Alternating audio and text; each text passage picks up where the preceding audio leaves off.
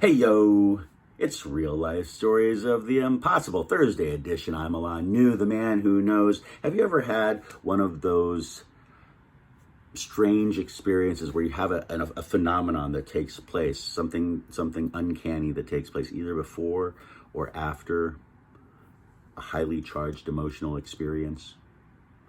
Like one that starts with you going, oh my God, and then one that ends with you saying, how lucky was that?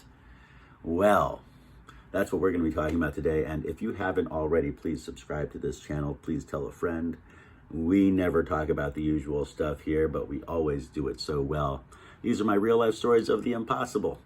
Dean Radin from the Institute of Noetic Sciences is a friend of mine and also the senior scientist there. And he did a study back in the early 2000s in which he put like skin sensors all over people's bodies to register perspiration.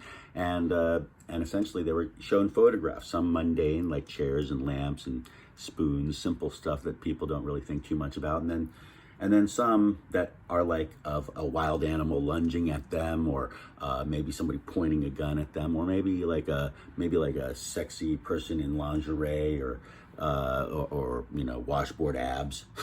and basically when people experience that, you know, random list of photographs, some mundane and some highly charged emotional photographs that might elicit a more emotional response from you, the skin somehow knows, like it perspires, like about by small perspirations that take place about 3 seconds before the actual photograph appears in front of you.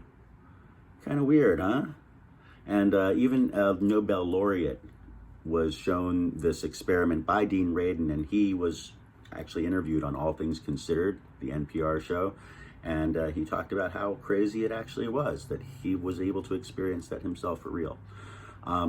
Interestingly, a friend of mine, Kent Axel, just recently got into a car accident in which he was T-boned by an oncoming vehicle over on the side, and it caused him to literally get several broken ribs. And when they did a CAT scan on him, though, they found out that he had a golf ball sized tumor in his brain. Now, he didn't get that from the car accident. That was already there. But they wouldn't have known that it was even there had he not gotten into the car accident. So again, sort of misfortune transformed into, whoa, I'm sort of glad that happened. You know, it's funny because when I talked to him the other day, and by the way, Ken, my healing thoughts and prayers are going out to you, despite whether or not you believe that they'll actually work.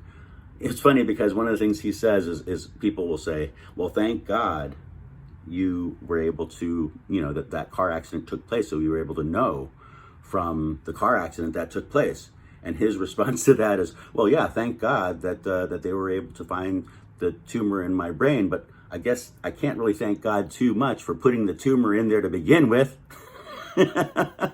So anyway, that is an interesting idea, the idea that somehow maybe consciousness itself sort of figures out, pieces together the puzzle in such a way that even misfortune can turn into fortune. Maybe somehow it pieced together reality in such a way so that he could find out that tumor was in his brain. What do you think about that? Comment below, and I look forward to speaking with you tomorrow about a very, very similar incident that I think you will be very, very intrigued by.